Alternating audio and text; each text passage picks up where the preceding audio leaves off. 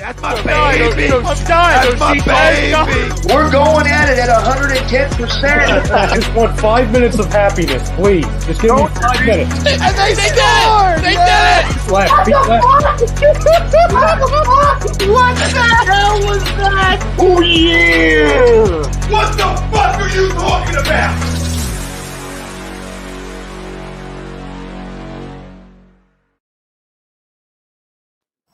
Good evening, sports fans. Welcome to the Sports Hounds, airing exclusively on A2DRadio.com. He's Brad Ryer. I'm Rob Brinkman. Frank Vesby's producing the show, streaming live on Facebook, YouTube, Twitter, Periscope, Instagram, and Twitch. If you miss anything here on A2D Radio, go to wherever you get your favorite go wherever you get your podcast, download us, stream us in podcast form, Spreaker, Spotify, Google Play, iTunes, iHeartRadio.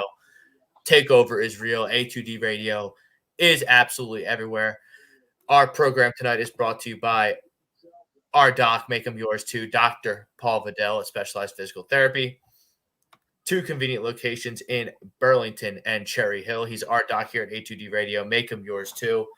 Also brought to you by Body Check Wellness, a line of products that promote wellness, balance, and recovery by using the full potential of hemp. They come in extracts, blends, gummies, and topicals. Use promo code A2D for 25% off your order. Is that an increase? That's an increase. You're getting even better. 25%'s a lot. 25%, that's a lot. Yeah, I think those jars. We're getting into dog days of summer. You got to recover. The jars are like 20. Aren't the jars like $32? So that's probably $24 for a jar. That's not bad. No, I mean you stock up now in the summer, and you get a little crickety in the winter. You got them stockpiled, and you get going. And many of us in our families deal with mental health issues and addiction issues. We are happy to support the Counseling Center at Sunrise Detox. If you need mental health therapy or addiction detox, please call 856-651-8117. Tell them the Sports Town sent you. Tell them Tom Arnone sent you. Tell them A2D Radio sent you. Sunrise Detox Center with our good friend, loyal listener, Rob Lutman. Brad, for the first time since 2018, the Philadelphia Phillies are in first place. They dismantle the Mets, 3-game sweep, capped by an absolute, undisputed ace performance by Zach Wheeler yesterday on Roy Halladay Day down at Citizens Bank Park. A complete game, 2-hit shutout.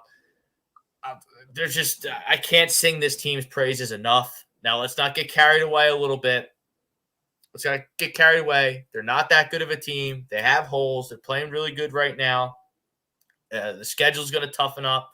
But I've been saying it for months, Brad. This team is the least flawed team in the National League East.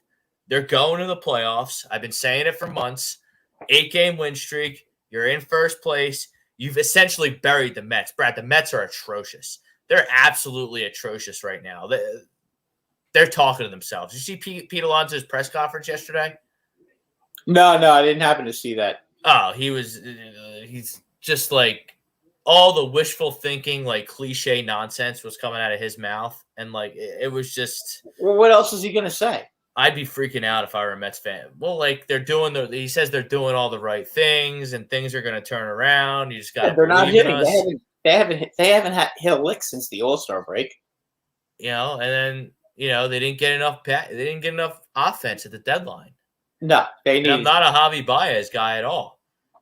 No, I mean, listen, if you had Javi Baez and Frankie Lindor playing at the same time, you'd have something. But you're not, and the Mets are in big trouble. DeGrom is not coming back anytime soon. Their bullpen still is a problem, but they're not hitting. I mean, they're just that team can't hit. And then speaking of the trade deadline, I can't sing Dave Dombrowski's praises enough for the trade deadline. Unbelievable trade deadline for the Phillies. I mean, this is the best trade in Philadelphia sports history in my recent memory. I'm sure someone can bring up something in the comments to prove me wrong, but I can't think of one off the top of my head. Let's just break this trade down. Recently. Someone that I've believed in and preached because he's been a champion everywhere he's gone. And I don't expect that to change here, that he's in Philadelphia. He didn't come here to be Middleton's second fiddle like Clintack was. David Dombrowski is making the decisions baseball-wise in Philadelphia. He is. The He trade is a deadline baseball. He proves is a that. baseball man, and he was able to find a couple of prospects in the Philly farm system that would be acceptable for Texas, and they get Texas's ace, and they get a relief pitcher, a closer, and you got to give him credit for that. Let's just break this trade down. I mean, you got Kyle Gibson, a left-handed pitch, legitimate starting pitcher, lefty. He's not an ace. I think he's right-handed, Gibson, if I'm not mistaken, but he's not a lefty. No, either way, you get a legitimate third starter to go behind. He's having a career year this year. No question. He's always been a high strikeout guy. Yeah, he's been a decent pitcher, but he's always been one of those guys that walked a lot of guys and panicked when he got into a jam. This year it seems like he's settled down. His control's a lot better. He's not walking guys the way he used to with Texas all these years. And the Phillies have themselves a solid number 3 pitcher now, and that's going to make a big difference. So you get that. You get, albeit Kennedy, a little shaky over the weekend. He gave up some runs, but when it mattered most, he bared down and he got the saves, and they were able to sweep the Mets. A big sweep, by the way, because when you have these teams that are down and out like the Mets, you gotta hit him where it hurts. Absolutely. You gotta strangle him. You gotta squash the bug. You can't let the bug fly around your head. You gotta just. The Mets were coming off a 3-game sweep, getting swept against the Marlins. So basically, they were a team that was already in disarray, and the Phillies basically dumped them into Delaware Bay. And I think the Mets are done. I think their fan base is feeling the same way. I think they're screaming about their manager. Yada yada. I don't know what the problems with the Mets, except that they're not hitting at all. They're not hitting a lick. Obviously, they don't have DeGrom, which hurts. They don't have Frankie Lindor, which hurts. But you know what? I don't feel sorry for them. You look at my team and all the injuries we have and all the COVID guys we have, and guess what? We're still winning. We're finding a way to win games. They're not. So you know what? No excuses, Met fans. Okay, so, we lost our ace. We lost our top relief pitcher. We've lost 3 starters in our on our starting 8 in the field. I mean, we have Rougned Odor playing third base, and he's not a very good second baseman, so he's having problems at third, but he's doing the best he can. He's not good at anything. No, he's got some power. He does have some pop. Yeah, if he actually connects with a baseball, maybe. Well, when he's hitting against right-handed pitching, he's pretty good. He can't hit lefties, but he's not a regular player. He wouldn't be in there if Gio Urshela didn't have a bad knee right now. Another issue the Yankees have is Gleyber Torres. We don't know what happened, but he jammed his thumb yesterday, stealing second base. So I don't know what's going on. I understand that he was going to have an MRI today. I don't know what the results are. It sounds like he's probably going to miss at least a couple of days, which means Tyler Wade at shortstop. If it's any longer than that, they'll probably bring up Peraza, who's on the 40-man roster. So he'll be playing short if Gleyber Torres has to go on the injured list. Hopefully that's not going to be the case. The Yankees really need him to be out there. He's started to hit the ball since the All-Star break. The whole team, actually, the Yankees in the last 26 games are 18-8. So, yeah, I mean, I told you, I read the book on the entire AL East last week, and you got it. Toronto is right up there with them. Tampa Bay is right up there with them. Boston is the team that's been going down the tubes, and now Boston has Tampa Bay coming in as predicted right here this week. 3 games, and you know what? I'll tell you what. If Boston, God forbid, loses the first game, Tampa Bay just might sweep them. But getting back to Dave Dombrowski, so you get Kyle Gibson, a number 3 starter. You get Ian Kennedy, your closer. You get a prospect from the Rangers. You get $4 million from the Rangers for essentially Spencer Howard, who can't play at all. He can't pitch. He's not good. You regarded him as a hot shot prospect that was going to be able to stabilize your rotation. It didn't happen. You cut bait. You get 3 assets plus $4 million for him. I mean, a triple plus for Dave Dombrowski at the trade deadline. Not to mention the mental aspect of being able to play here in a big market, tough fans like Philadelphia. Kyle Gibson fit right in. He started the game Saturday against the Mets. He was phenomenal. Won one game in the 7th. Career American League pitcher Kyle Gibson steps to the plate in the 7th inning with a guy in scoring position. He gets a single. Game's 2-1. Bryce Harper comes up the next inning, hits a 2-run homer. It's 5-1. Goodbye, Mets. That ensured that the Phillies, that sequence ensures that the Phillies come Monday morning are in first place. Because even if you lose Sunday yesterday, which they didn't because Zach Wheeler is the National League Cy Young Award winner, and don't even tell me otherwise. DeGrom's been too hurt. Trevor Bauer's molesting people. I mean, I guess if you want to throw stats up against Wheeler, it would be one of the Brewers guys in Woodruff or Burns or Peralta. Or What about those Wheeler? guys. I mean, I think we can look at the stats. We'll look at the stats later in the show. Yeah, I think Bueller. I think you may have an argument about Bueller. I mean, Bueller's. I know he's been on a tear and he never walks anybody. But I mean, Zach Wheeler's been absolutely phenomenal. Well, I mean, we can compare stats. I'm not sure who has better stats, but I know Bueller's been phenomenal this year for the Dodgers. He might be Wheeler's competition. And then to say another thing we learned this weekend, everyone's been waiting. The whole Philadelphia fan base has been waiting for the $330 million man, which is what he's worth, everyone. He's not overrated. He's not overpaid. He's adequately valued, and he's playing phenomenal baseball right now. Everybody's been waiting for the $330 million man, Bryce Harper, to put the team on his back and prove that he's a $330 million player. Well, guess what? He's playing like a $430 million player right now. He's emerged right now as the front runner for the National League MVP with the Excuse me, stop right there. What? Okay. Fernando Tatis is he's hurt, Brad. His numbers his numbers are still better than hurt, Brad. And by the way, if the Phillies make the playoffs in the Padres, 74 RBIs. Okay, Rob. Come back. Come on, Rob. Get healthy. You're smarter than that. You can't win. If he misses an extended period of time, you can't win the National League MVP. Harper doesn't even have 20 home runs yet. But his presence, but you got to look past the stats, Brad. Look at the effect that he's having on this team. Number one, Tatis plays in a much better division against real baseball teams. He's not healthy. And he's still playing, great.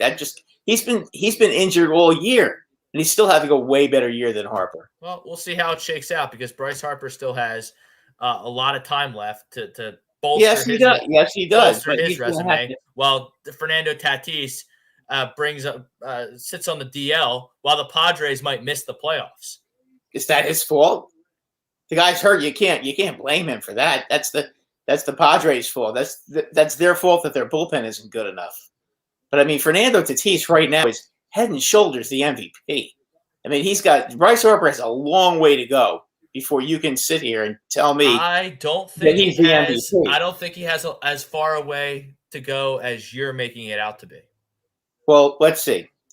31 home runs to 19 for Harper? Okay. 74 RBIs to 45, 46? Well, RBIs, I'll throw that out because it's not Bryce Harper. If you want to say it's not, you want to. Oh, so RBIs don't matter. Are you telling me RBIs don't matter? It's not Bryce Harper's fault. It's not Bryce Harper's fault. No one gets on base for him, and until recently, nobody ever gets on base for him. What's his average? He leads the league. He leads the league in solo home runs. So what? He has runners on base sometimes. What about getting a single when he needs to get a single? That's what he's doing now.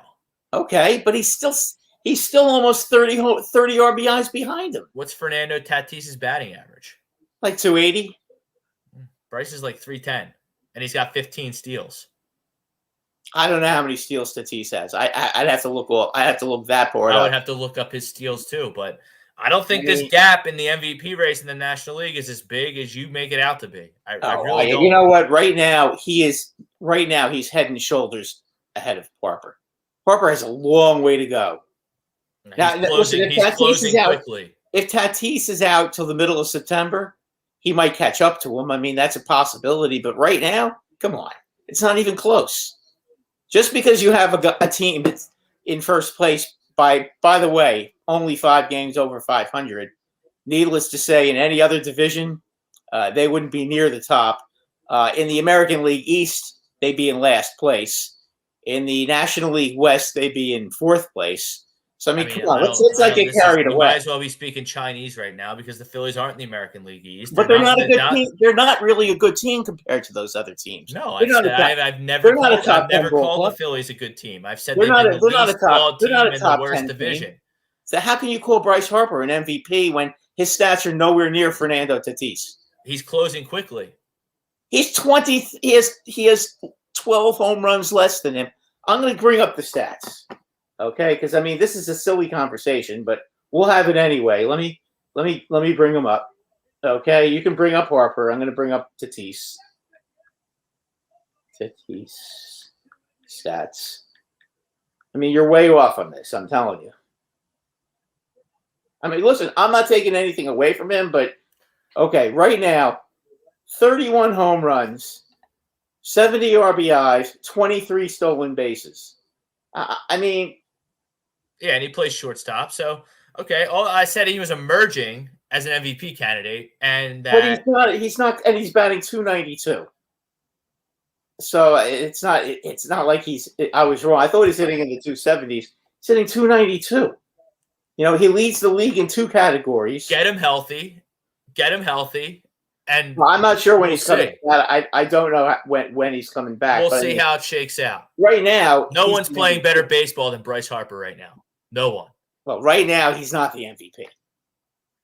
Fine, whatever. You can't say he's an MVP when his numbers aren't even close. He's an MVP candidate. Not yet. He's going to have to do a lot more. Who are the top 5 National League MVP candidates? Well, Bryce isn't one of them. Are you kidding me? I give you a top 5, but he's not even. It's not even close as far as him and Tatis are concerned. I mean, it's really. So who are the top 5? Okay, for Tatis is 1. Fine. No, I'm just saying he's the MVP. Number 2. I don't know. I don't know the National League all that well. I don't follow it that much. I'm trying to think as this conversation. I mean, I mean, most of the top players. No pitcher has emerged as that can win both a Cy Young and an MVP. So throw all the pitchers out. Well, that shouldn't happen anyway. I mean, Max Muncy has terrific statistics. Is he more of a MVP than Bryce Harper? What are his numbers? I have to look at his numbers because I don't know his numbers. Why can't you just watch the game? Why do we need stats like a bunch of nerds? Well, you watch the games. Bryce Harper is at the. I want to go to Zach Wheeler. All I'm saying, eight game win streaks. Even if you're the Dodgers or your beloved Yankees or whatever team, eight game win streaks are. You don't see them every day. No, you don't. And Bryce Harper is at the forefront of this. Right. He is the most valuable. He is without a doubt the most valuable. Not a top 5 MVP candidate. I mean, I don't know if he's. Max Muncy's hitting 270. Max Muncy's hitting 275 with 22 home runs, 64 RBIs with 64 runs scored. Okay. By the way, Walker Buehler. Okay. 12-2, 2.13 ERA. Okay. 147 innings pitched. Strikeouts. Let's see.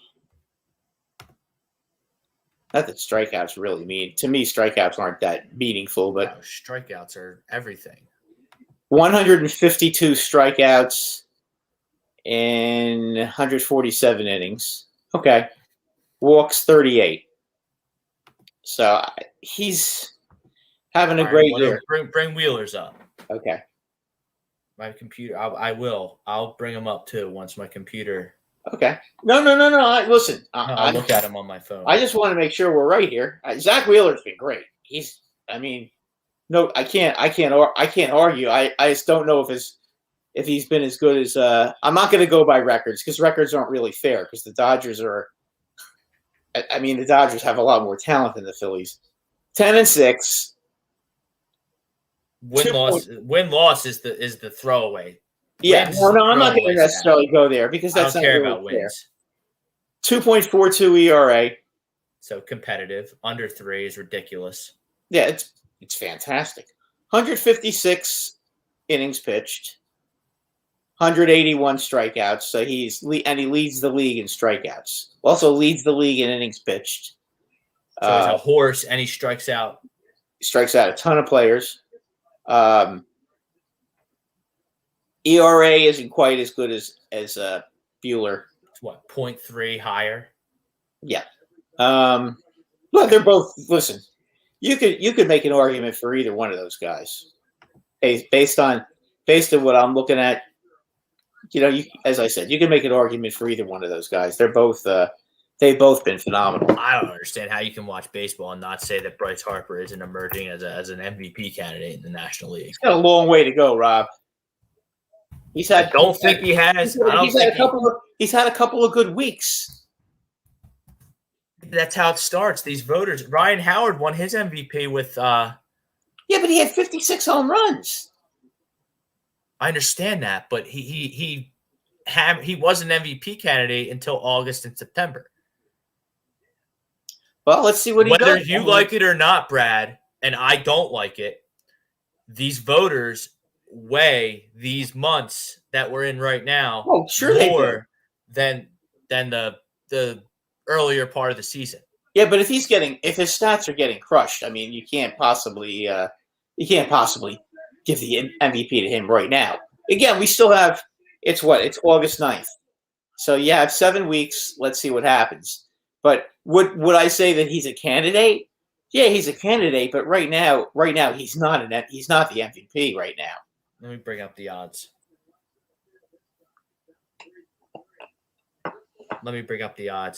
While I'm bringing up the odds, let's get to our poll question. Brought to you by Alan Foy, eXp Realty. Looking to buy or sell a home, looking for a change in career or brokerage, contact Alan Foy at eXp Realty LLC at 302-682-8820 or visit him at alan.foy@eXp Realty. Brad, I'm going to throw the poll question to you.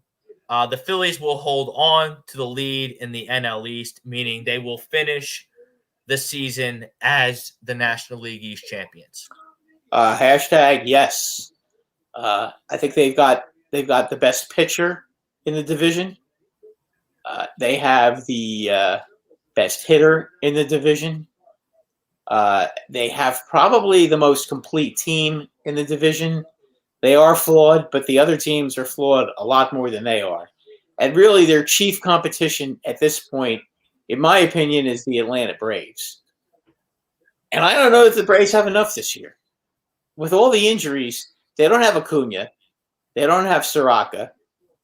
They're not as complete as the Phillies. The Phillies have a little bit deeper of a pitching staff. I think the Braves might have a overall lineup. They might have a slight advantage, but I take the better pitching over their lineup any day. And I do think the Phillies will end up by the end of the year in first place. You may see Atlanta come back and take over this week, first place, because the Phillies have a very difficult schedule this week. But the Phillies are going to get to play at the end of the month. They're going to get to play a bunch of games against the Arizona Diamondbacks. And the Braves are going to have their tough schedule. So it's going to work out in the end. And I think the Phillies are a little bit better than the Braves right now. So yeah, I do think that they're going to end up winning the East. Yes, and and there's Jose Ramirez just going yachts. And the not a good look for the Reds who are fighting for a wild card, looking to knock the Padres out of the wild card. Tattooed by the Cleveland Indians. Jose Ramirez has a triple and a home run. Yeah, Luis Castillo is throwing batting practice tonight. Anyway, back to the poll. I've been saying it for months. I did have the Braves preseason as the National League East champions. I had the Phillies as a 90-win wild card team. Phillies probably not going to get to 90 wins, but they could. I mean, they're on fire right now, but they're going to cool off. They could get to 90 wins. I do think the Phillies are the least flawed team in the National League East. The Mets are done. The Mets. I agree with you. Washington Nationals might finish with a better record than the Mets at this point. No, the Nationals right now are a complete mess. Soto hasn't even been playing. Is he hurt? I don't know. The Nationals aren't on my No, I mean, radar. I always look at the box scores of all the games because I have no life, and that's what I do. The Mets, but the Mets, Brad, the Mets, they can't hit the ball, they can't field the ball. By God, their fielding's atrocious. Their bullpen is absolutely terrible. I've been telling you that all year with them. Their bullpen is from hunger, and I don't know what's going on with that team as far as their hitting. They should be hitting better, but they're not. I don't know what the problem is with that team. But Brandon Nimmo is a stiff. Michael Conforto is a stiff. Michael Conforto has really been. What's he hitting, like 205 or something like that? He's got 4 or 5 home runs. Yeah, he's been terrible. Dominic Smith is out of place in left field. Brandon Nimmo is out of place in center field. J.D. Davis can't field. He can't really hit either, to be honest. If they are able to get Frankie Lindor back, they'll have a pretty good double play combination with the Baez and Lindor up the middle. But I mean, too little, too late. They don't have. Listen, they just don't have. Listen, they gave James McCann a bunch of money. He's been mediocre at best. Not great at all. No. They tried to save money and pay McCann instead of going after Real Muto, and the Phillies got the gold standard in catching. And he's on fire. We talked about Bryce being on fire. JT is every bit as bit on fire. JT's been real good. I mean, he's just a real good player. Period. Yeah. As long as the Phillies stay healthy, I think that they're going to hang on to the lead. I think it's just a question of them staying healthy, avoiding bad injuries, and I think that's all that they need to do. And you look at the Braves. The Braves aren't healthy, and that's not the Phillies' fault. They haven't caught in a break all season. But whose fault is that? Is that the Phillies' fault? No. It's just the way the cookie crumbles sometimes. I mean, you got Freeman's out with an illness. Who knows what that means? Could be COVID. Could mean I don't know. I don't know what that means. Acuna's out for the season. I'll give their GM credit. He went down swinging. I mean, you add Duvall, you add Eddie Rosario, you add Jorge Solar. They made trying good additions, but it's you can't really replace Freddie Freeman or Ronald Acuna. You just can't. No, they're two perennial MVP candidates. Exactly. They're both top players, but again, whose fault is that? It's nobody's fault. It's just the way it goes sometimes. So I think, and then what excites me? It excites me a lot because, I think the Phillies are going to get in the playoffs, and they're not going to have to be in the wild card game, even though they'll have the worst record of the playoff teams. It doesn't matter. I know, but that's the rules. I know. Again, that's sports. As a fan, I'm going to get to see the Phillies at least 3 games. It's still 5 games in the first round, right? Yes. Best of 5. So I'm getting at least 3 games. And I hate to sound cliche, but, I like my chances a lot better with. You won't even have to play the number 1 seed. You'll get to play the 2 seed. Which would probably, I would imagine, be Milwaukee. The Brewers. Right. Which the Brewers are a good team, but not unbeatable by any stretch of the imagination. No, they don't. They don't really. They don't really hit the ball. They're not. So you're gonna have. Let's just say that's the matchup. I have Wheeler against whatever. Who's their ace? Woodruff or Burns? Who would you? Or Peralta. They're all. All right. They're all really good. Wheeler's better than all of them. Yes, he has. So that's advantage Phillies in terms of starting pitching matchup in game one. The top pitcher in game one, yeah. I don't know about Yeah, game then two and four. Nola, depends which Nola shows up. You might even want to pitch Gibson in game two and let Nola pitch at home where he's more comfortable, has been for years. So, but I mean, let's say Gibson versus Peralta in game two. I mean, Peralta's been awesome this year. I think the Brewers have a little bit of an advantage over the Phillies, but not that much. They'll have home field, but that's it's gonna. Oh, the Phillies will definitely be dogs and probably significant dogs when it comes to the odds makers. But I mean, like the thing is, they're not gonna have to play. They're not gonna have to play San Diego or the Dodgers until. We keep talking about San Diego like it's a foregone conclusion that they're going to make the playoffs. It is not a foregone conclusion that the San Diego Padres are going to make the playoffs. The Cincinnati Reds are playing really. I mean, they're getting shellacked right now here on ESPN Plus. But the Cincinnati Reds are playing fantastic baseball right now. The Padres are not playing well. They're injured. They have problems in their bullpen in their own right. Absolutely. So they're not a lock to make the playoffs by any stretch of the imagination. What are they? Two. They're 2.5. It's 2.5. It's 2.5 up. Yeah, I've noticed that the Reds are right there. And the Reds are good. The Reds have Votto. They have Jonathan Indio's emerging young player. Moustakas. Castellanos is back. Suarez has got some pop. I was going to say Moustakas just came back Saturday, right? Yeah, him and Castellanos both are back. Yeah. So the Reds are good. No question about it. They're going to give San Diego a run for their money. They've been doing it. I think they're going to continue to do it. I think San Diego just may have a little bit more.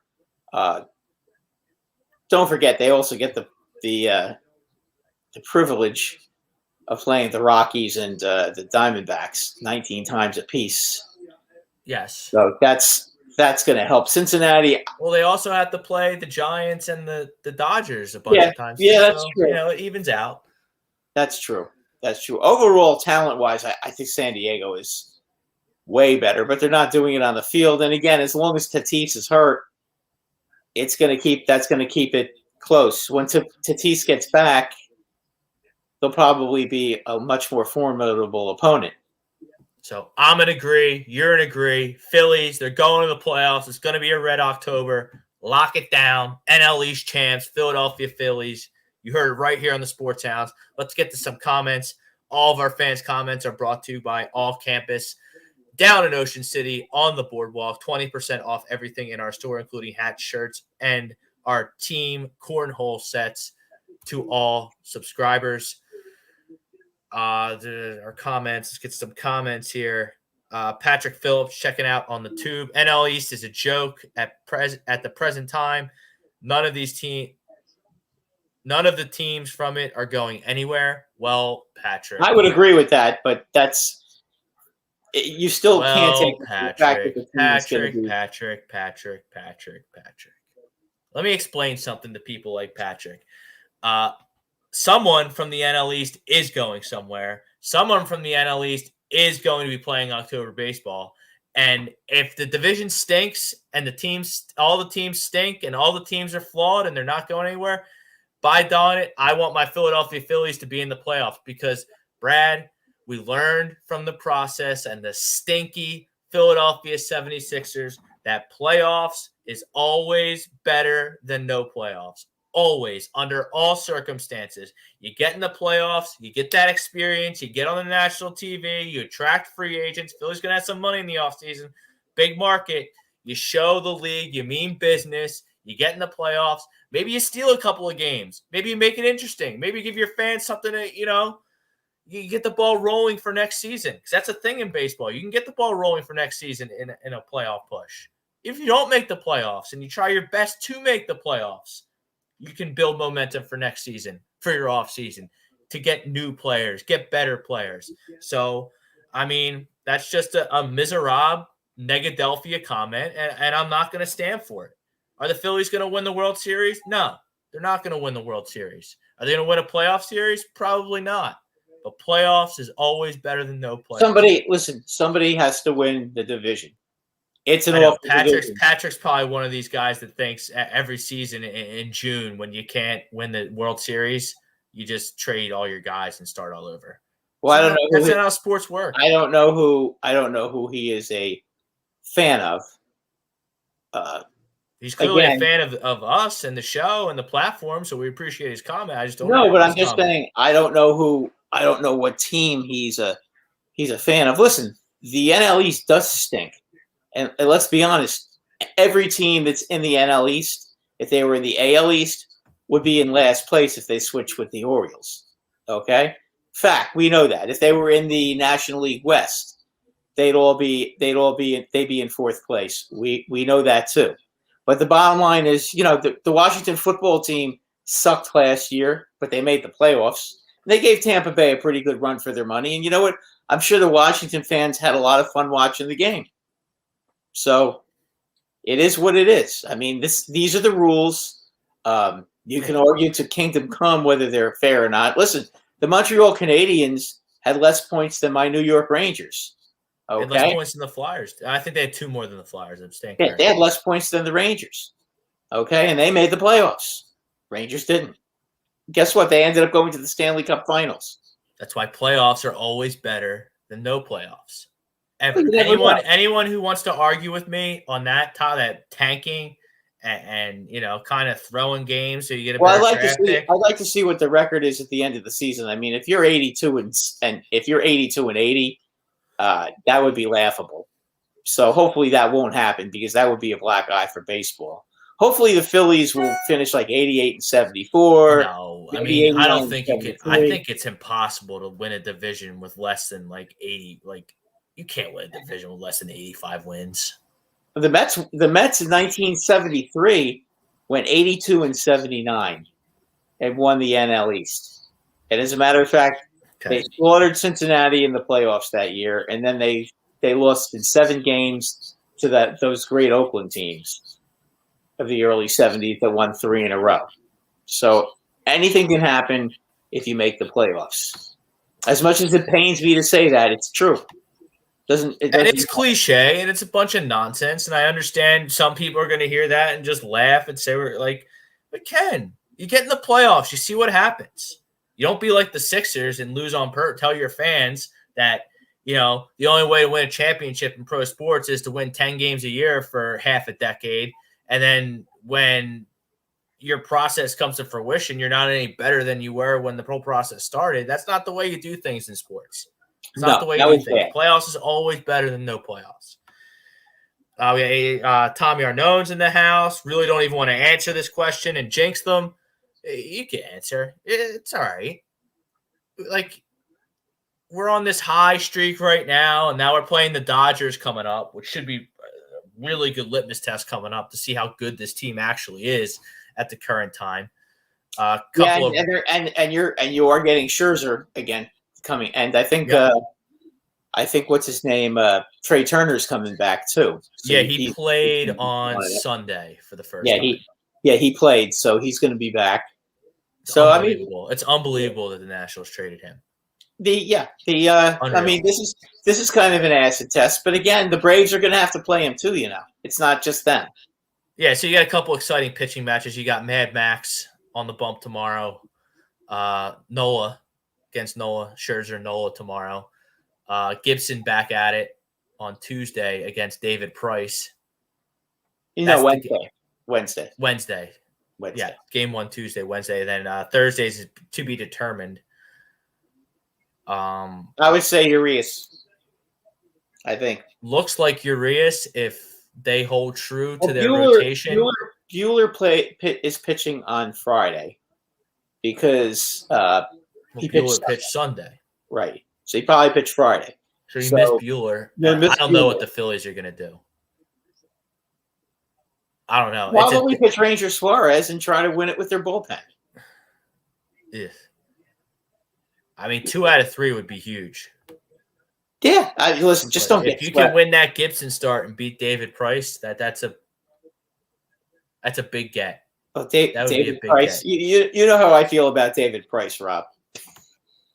If it's a big game, he'll lose. Andy Atkinson, high hopes and all, but a long way to go. Yeah, there's a long way to go. A lot can happen, but yeah, the Phillies need to ride this hot streak as long as they can. And it sounds extreme on August 9th, but every single game the Phillies play is a playoff game. You need to win as many games as you possibly can. Absolutely. So you need to grind out every run. You need to grind out every win, and you got to nail this division down because it's right there for you. Because I don't know if the Braves are going to struggle like this next year. And I don't know that the Braves, as presently constituted, can really go into a huge run. I just don't know if they can do that the way they're presently constituted. That Jonathan India on the Reds, he's a hell of a ball player. Yes, he is. They smoked a double. He looks like he's got a good shot to be Rookie of the Year. Yes, got to be one of the. I mean, I'm not that knowledgeable about the National League, but I mean, he's probably got to be right up there. I'm going to bring up some odds later because I think the National League MVP odds, when I decide to bring them up, when we've done these comments and I bring them up, are very telling that there's certainly merit to my argument that Bryce Harper is closing fast on Fernando Tatis Jr. And it's more than just stats. Bryce Blackwell checking us out on the tube. Phillies are on fire. Yes, we are ready for some football preseason. Eagles play the Steelers on Thursday. I think the Giants open up with the Jets. Yes, they do. David Roska. By the way, Saquon Barkley is back. He was. He's officially off the physically unable to perform list, which, by the way, is good news for the Giants because they still have 4 more weeks before they start playing for real. So hopefully, they're saying he'll be ready for week 1. I'm going to take the pessimistic side because that's kind of how I always am with these injuries. I'm thinking more like game 3, but hopefully they will be back for game 1. And then he adds the Mets are done, which we agree with that. Roska, he likes the White Sox to win the World Series this year. They're pretty good. Boy, I put $15 on the Blue Jays this morning to win the World Series. Boy, the Blue Jays are playing great. They are a phenomenal baseball team. The only thing, I'll tell you what, now that they're back playing at home in Toronto, their real home, you could see just how good they really are because Buffalo was not a home field advantage for them. No, and George Springer is absolutely on fire. The whole team, they were down 7-2 yesterday, and they came back and beat the Red Sox. I think either 9. It didn't even look like they worked that hard. No, they just they made it look effortless. Oh, okay, it's 7-1. Okay, it's like Vlad. When I saw 7-2, I said to myself, "Okay, well, what inning is it?" And then I saw it was the 4th inning. I said to myself, "They got time to come back." Because then Vlad smoked a 2 or 3 run homer, and then they were just off. Then Springer came up, who's just on fire. I mean, they didn't even have him for basically the whole first half of the year. Speaking of MVP in the American League, Vlad is creeping up on one Shohei Ohtani. He is. I want to look at those odds, too. Roska's ready for college football. Vlad is what? I think he's only 2 home runs behind Ohtani. I think Vlad's going to catch him. I am ready for college football and NFL football. That's David Roska. We'll have Chase back on soon. He knows everything about college football. He'll give us the lowdown. Greg Milakovic, what's up, fellas? He agrees to the poll. John Malmos, he's had 3 good weeks, and he's still doing this in September. Then talk to me about MVP. Yeah, I don't think Bryce Harper's going anywhere. That's my guy. That's my favorite Philadelphia athlete right now. I don't think he's going anywhere. The only thing I would say about Harper is he might start getting a lot of walks. Here's a crumb. Nick Stacharski, whatever your name is. But you argue Joel was hurt, so he can't be MVP. Ironic, bias much. Joel Embiid missed 30% of the season. 30% of the season. I don't know how many games. I understand Bryce went on the DL and he's missed some games, but Bryce Harper did not miss 30% of the baseball season. So you just want to be I mean, most baseball players are going to may miss a week. That's just not normal for that to happen. Most baseball players. He just doesn't like me because I don't tell everyone how great the Philadelphia teams are every 5 seconds when they totally suck, like the Philadelphia 76ers stuff. I'll tell you what, their off season, I know they didn't have much to play with. The Sixers off season hasn't impressed me one bit. You still have bum Ben Simmons here.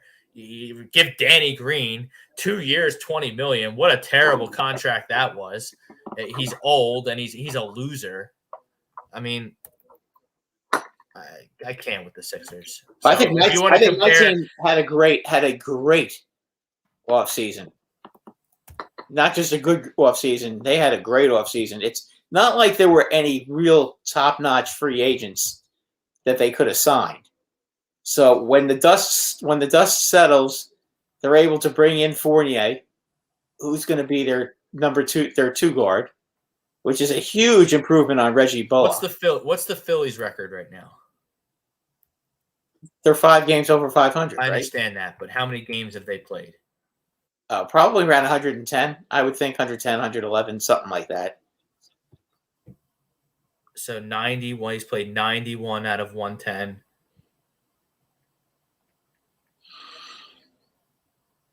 So he's missed 18% of the games. So let's just say, he's going to miss, let's say he misses 10 more. So he's already missed 91. If he plays 140 games, you have nothing to complain about. I'm just comparing that because Joel Embiid the argument that I made, Joel Embiid can't miss. He misses a lot more games than Bryce Harper. 30% of the games. You can't win MVP. I mean, if you play 140 games out of 162, you absolutely can win MVP. Guess what? From what I heard, the DH is going to be in the NL next year. By the way, he'll probably be playing 160 next year with a DH. So. Jason Fagan, Andrew McGuire, 300 batting average, unbelievable. I mean, nobody hits 300 anymore. Nobody. Bryce is hitting nearly 310 with this hot streak. Jason Fagan, I'm a huge Phillies fan, but I think right now it's Tatis, but Bryce is making a little leadway. Yeah, Bryce is charging hard for the MVP. Still has a long way to go. Andrew McGuire, they were 4.5 games out when last week started. Now they're 2.5 up. John Burke's in the house. Nitro Freaks in the house. Bryce Harper is the MVP. Tatis is hurt, so that echoes what I was saying at the top of the show. And by the way, Brad, the odds indicate that I am correct in my assessment that yes, Tatis may be the MVP right now, but Bryce Harper is closing fast. According to DraftKings Sportsbook, Fernando Tatis Jr. is even money to win the MVP. Bryce Harper, second favorite at plus 275. So Tatis a slim favorite right now to be the MVP. So he's 5-2. I'm not a math guy. A little higher than 5-2. Yeah, a little higher than 5-2. Okay, but that's not as overwhelming as you made it sound at. Well, even money is odds on. Plus 275. You never see an MVP at plus 275. That's silly. An MVP is at even money you never see either. I get that. And according to the odds makers, Vladimir Guerrero has virtually no chance to catch Shohei Ohtani. Shohei Ohtani is still a minus 650 favorite to win the MVP. That's Vladimir Guerrero is the second favorite at plus 550, so 55-1, and then 5.5-1 plus 550, and then the third favorite is Rafael Devers at 45-1. So absolutely a 2-horse race in the American League for their MVP award. In National League, you have Max Muncy and Trey Turner in there, 4.5-1, 8-1. Freddie Freeman's 12-1. But I mean, the Dodgers guys, they got to cancel each other out, I would think. And Freddie Freeman's hurt right now, so that's also a 2-horse race for MVP in the National League. If you get to the Cy Young Award, according to Vegas, Zach Wheeler is slim favored over Walker Buehler at the current moment. Zach Wheeler I think that's a 2-horse race as well. Zach Wheeler plus 185. Buehler's plus 275. That's pretty close.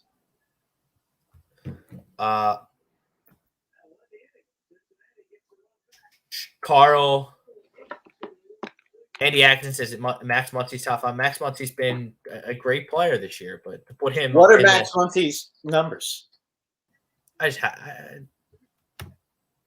read them earlier. I mean, he's hitting like 275 with 22 home runs, 64 RBI, 64 runs scored.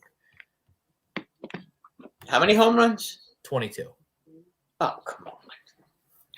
22 home runs is an MVP candidate? Man, the National League just stinks. Let's be honest. The National League compared to the American League is like a AAA league. It's pathetic. Just look at the teams in the National League and compare them to the American League. It's almost ridiculous. I mean, you see an average American League team like the Cleveland Indians just destroying the Cincinnati Reds, who are fighting for a playoff in one game. Okay, if the Indians win 2 out of 3 or 3 out of 4, however many they're playing. I don't know how many they're playing. Don't know. Just based on what I've seen,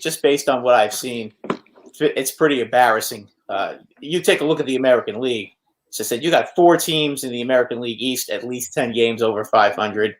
The American League Central has a great team in the Chicago White Sox.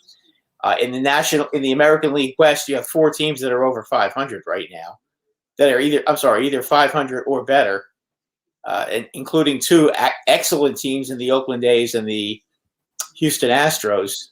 Seattle's pretty good too. It's not even close, Rob. It's not even close.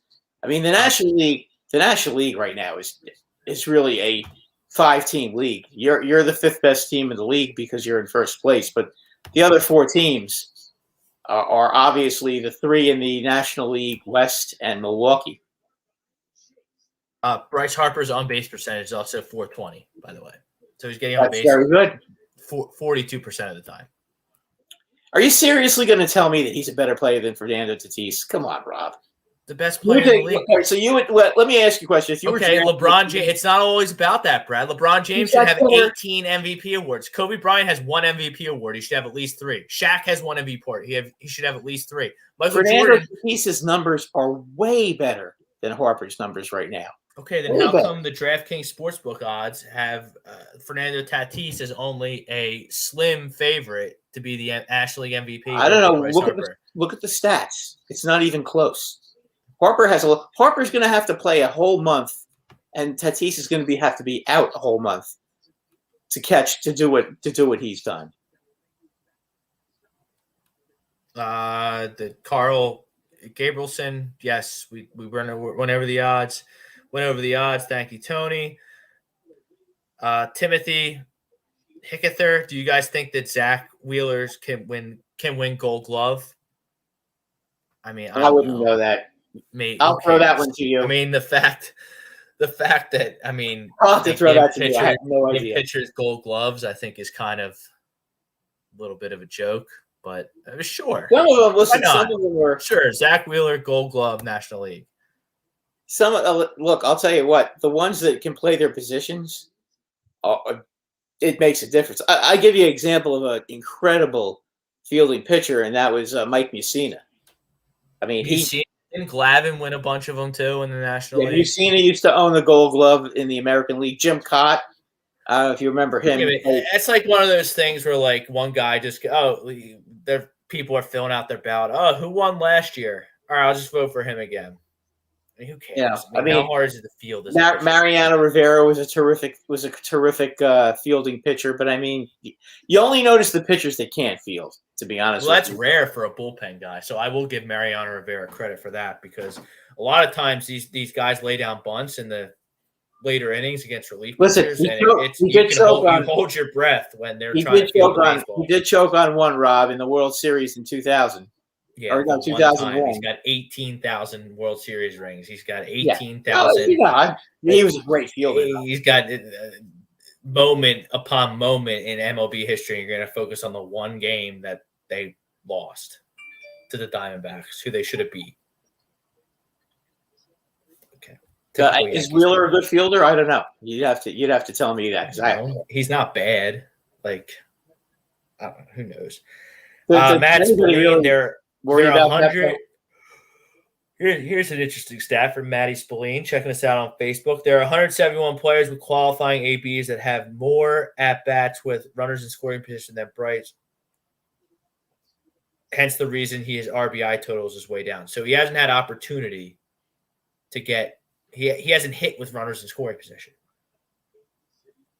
He's 172nd in opportunities to hit with runners in scoring position. That says more about the team than anything else. That's my point. That was my point at the top of the show. Matt Spillane has backed up my point with data, and I stand by my point. He's still way behind in home runs too. So, I mean, and he also plays in a much more conducive ballpark for home runs. San Diego is not easy to hit home runs. Braves without Acuna not going to be the same, though. Robbie Fairways break from Ryan Carr. Yeah, I wasn't Robbie Fairways yesterday. I'll tell you that. I was all over the map. Played like shit. Golf. Talking golf, Brad. Your favorite. Great way to ruin a nice walk. Matt Spillane. Whose infield is worse at fielding, Phillies or Mets? Probably the Mets. Well, Didi has he's leveled off a little bit, and he's starting to hit a little bit. He had a couple home runs over the weekend. He's fielding a little bit better. The decision that Joe Girardi is going to have to make when Freddie Galvis is healthy, who they brought in from Baltimore, who's a terrific fielder, is are you going to go with Bohm, with the prospect potential guy, or are you going to go with the solid defense in Freddie Galvis? Joe is going to go with who he thinks is going to win. He's not going to worry about who's going to be your player for next year. He's going to try to win now. I can tell you that right now. I don't know. I think it's going to be interesting. I don't really have an answer. I see advantages and disadvantages to both. I don't think Alec Bohm is very good, but he has potential. I might play Galvis, honestly. I don't know. Hey, Galvis play third? Yeah, I mean, whatever. I mean, he's a Gold Glove caliber shortstop, so they might be. I've never seen Didi play any other position other than shortstop. No, that's why you don't mess around in a division race like this. No. Maybe you put Galvis at second and put Segura at third. Something that he's done before. They could do that. I don't know, but I think Joe likes defense. I can tell you that. I mean, I think that he'll do what he thinks is going to win games. He's not one of these guys that's worrying about trying to develop somebody in August and September. Because then you're going to have Freddie off the bench either way. Because I think this Rhys Hoskins groin injury is something. He was able to play a couple of games over the weekend. Then he didn't. Then he was out again. His groin, it doesn't seem to be right. He's missing games. So you're going to have Bamboo Brad Miller at first. And then you're going to have, kind of Bohm, Gregorius, Segura, and Galvez to kind of mix and match, fill out your infield. So that's a lot. Christian Cordero. We'll get back to Christian's comment later when we segue into the American League. It will take a lot for the Phillies to reach 90 wins. They have 50 games left, 30 of them against teams with losing records. 2 out of 3 of those games, and 1/3, maybe 20 games. 20 plus 7 plus 59 is 86 wins. They have more. Yeah, I mean, they're probably not going to get to 90, and that's a good breakdown there by our man Carl there. But I mean, at least 86 and 76 is a 10 games over record. I have them over 81.5 wins. I think they'll do that. I think they'll get that. Yeah, I think so. Timothy Hickethair, my bad, Timmy, about your last name. How many years do you guys think it would take the Phillies to get to the World Series again? It's tough because, well, it's hard to predict. You got to see what the Dodgers. You got to see what the Dodgers do in the offseason. Obviously, the Dodgers are loaded for this year, but they're upwards of $300 million payroll. Yeah, $292 million payroll for the Dodgers right now. And you added Turner, who I don't think has signed big money yet. So, like, you don't trade for him to not sign him. So you're going to have some decisions to make with Muncy and guys like Justin Turner and, maybe a guy like Bellinger. I don't know. Yeah, that's a good question. Listen, Seager, too. What are you going to do with Seager? I mean, you've got Trey Turner now to play shortstop. Yeah, so are they going to be content to have a $300 million payroll every year, or are they going to go down to that 210, the problem 230 is you do that every year, and you're going to be not only are you going to be. I mean, I know they have a good farm system. They always have a good farm system. The Dodgers are known for that, but they're going to lose draft picks. They're going to end up not being able to pick anybody in the first 2 rounds every year. Well, the Dodgers, they're good at the international scouting. Yes, they are. They don't usually. I'm not going to say they don't do well in the draft because they obviously do. They win 100 games every year. They're in the World Series a lot. You don't do that by not developing talent, whether you bring that talent to the big league or you trade it for guys like Trey Turner. But, I mean, the Dodgers seem to always be bringing up a Latin American stud that comes from Venezuela, Dominican. Are they going to re-sign Max Scherzer? Would you put it past them? I wouldn't put anything past them because they just don't. They'll throw money at anything, and they don't really seem to care about the tax. They spend a lot more money than the Yankees do. We'll see. We'll see. But like the Padres aren't going anywhere. I mean, Seager's probably going to be leaving, I would imagine. I mean, Trey Turner's better than Seager. He is. Yeah. He is, but Seager is good. I don't dispute that at all. Yeah, but Trey Turner's a lot better than Corey Seager. If you guys sign him as a free agent, that would definitely improve your team. Yeah. I mean, I wasn't really thinking about him coming to the field, but I guess it could. The only thing is they're on the hook for Gregorius for $18 million next year. So can they buy him out? I mean, is there a buyout for him? Maybe there's a buyout for him. So and then you have I think this is like a mirage with the Braves as well. As you look at the National League as a whole, which isn't that good, you point that out all the time. Now it's the AAA league, and it's not the Phillies' fault that they're in the AAA league, even though I'll take it. The Braves, I think this is a mirage for the Braves. I think they'll be better next year. Well, they're going to have maybe some things will go their way more.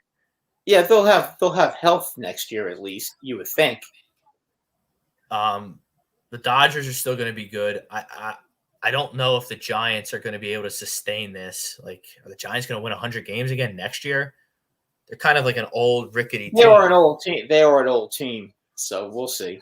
One thing the Giants can do is they can spend money though. They're a pretty big market, and they're not really paying anybody. Huh? So they're not really paying anybody either. So they're going to re-sign Bryant. Bryant will be there for long term, you would imagine. Yeah, and maybe they'll get in on Corey Seager. Their shortstop is they have Crawford. Brandon Crawford. Yeah, but Brandon crushing the ball this year, but he's old. Yeah, he's what is he, 36, 37 now? He was in his prime when they were in that 2010 range. With exactly. I mean, he's still there, and he's probably an all-time great shortstop for the Giants, but they have to actually They're going to have to do something though, because I can't. Even their pitchers are having incredible years this year. I mean, yeah, they're all on 1-year deals. They're all on prove-it contracts. So that was a good strategy by their management team. Not the biggest names, but they're all pitching for essentially their careers. So that was a good strategy. And then the bullpen's pretty good. But I don't know. I wouldn't put it past the Phillies to have a better record than the Giants next year. I don't think the Brewers are going anywhere in the Central. I think they got that kind of on lock. What do you think is wrong with Christian Yelich this year? I don't know. I think maybe he's hurt. Maybe he's just his back is still bothering him. I mean, he's been terrible this year. He hasn't been good, no. No. And it's kind of amazing that they're probably going to win 100 games with him not being even an all-star. He doesn't even have 10 home runs, Rob. Carl Gabrielson, Phillies could easily get to the World Series this year. They would get waxed in it, but could win the NL pennant. Like, come on, Carl. No. Carl just made the argument that like the most games they can win in the regular season is 86, and he's also got him in the World Series. Like, no, sorry, no, I can't get there. Trump 2020. Hold on, I just lost it.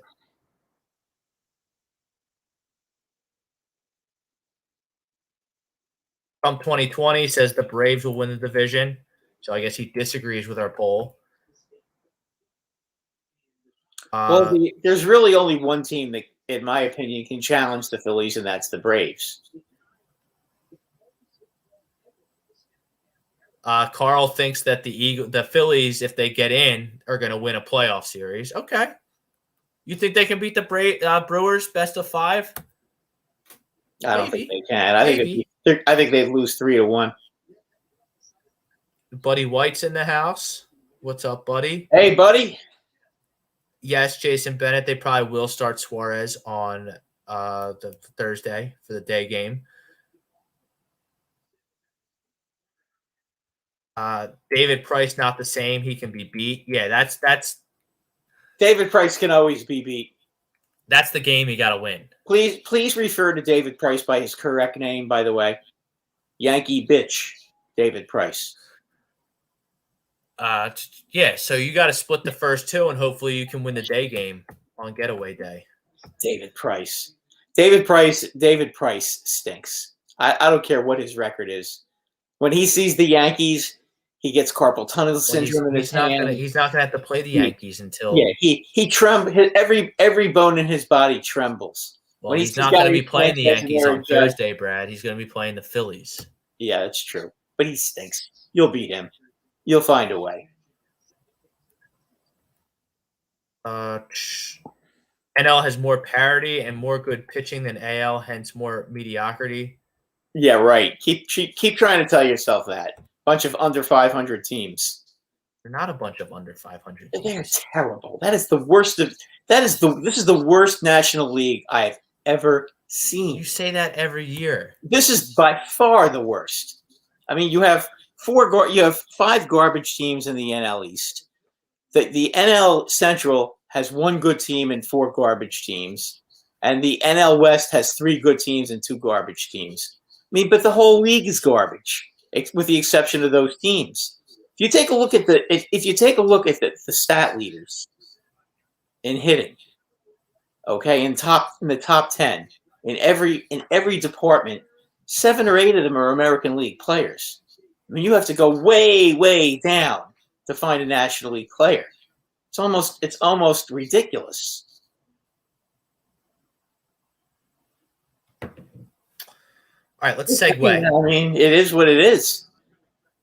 Let's segue to the American League. And Brad, I think the story right now in the American League is Boston, which we said last week, didn't do enough at the trade deadline, didn't get a starting pitcher at the trade deadline. And, they're the story in the American League because I think they're going to fall out of this playoffs entirely. They are sinking like a stone right now. And what did you say? The Yankees are 18-8 in their last, 26 games? That's correct. Actually, Charging no, hard. they're 20-9. I'm sorry, they're 20-9. 20-9 in the I last forgot about. 29 games. I forgot the.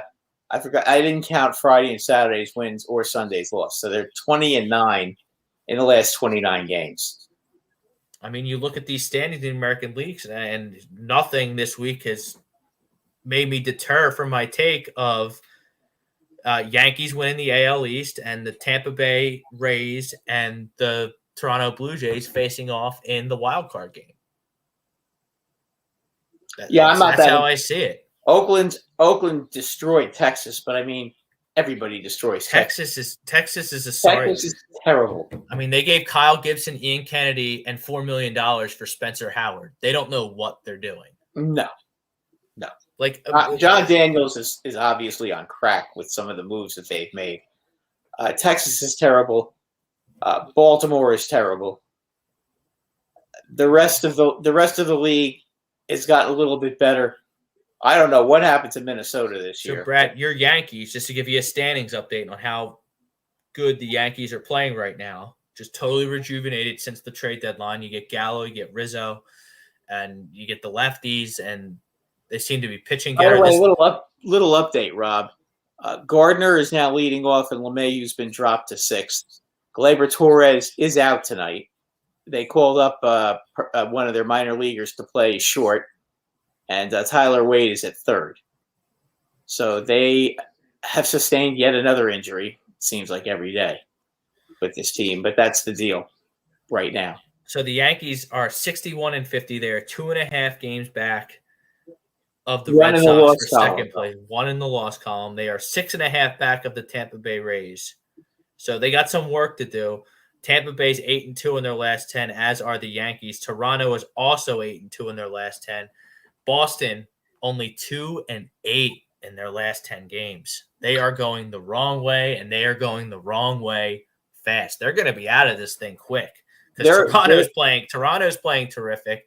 Tampa Bay never loses, even though all they do is trade away all-star caliber guys and lose all-star caliber guys with Tommy John surgery like Tyler Glass now. It's unbelievable. And the Yankees are just loaded. So Boston they will be getting most of their guys back by the weekend, I believe. So we'll see. The Severino pitched 4 no-hit innings yesterday. So they said he's going to have one more rehab start, and then they're going to evaluate. So his next rehab start is Thursday. So we very well could see him a week from Wednesday. So he's coming. So he's coming back. You would have to think Cole. This is day 7 of Cole on COVID, and day 7 of Jordan Montgomery on COVID, and their in their recovery. So you would think that they'll probably be back by the weekend. They'll probably all be back for Chicago for the Field of Dreams series in Iowa with those. That's going to be fun because the White Sox are loaded. White Sox are a very good team. Eloy Jimenez has come back. Yeah, he's got 9 extra base hits already. 9 extra base, and he missed a game. Yeah, I mean he's. Yesterday, had the mix again. Rob, yesterday he had 17. I mean, we played each other, so you probably noticed 17 points yesterday for him. Yeah, in the Sunday night game. Yes, I mean the White Sox jumped up like 10-0 on the Cubs early, and it was all because of him. Yeah, that's a tough team. That's a very dangerous team, by the way. I wouldn't really be all surprised if that team got to the World Series. I really wouldn't. They're you have the pitchers at the top. Giolito's an ace. You got a couple of veterans in Lynn and I don't know if Giolito's an ace. Giolito's very good. Giolito, I'll give Giolito ace status.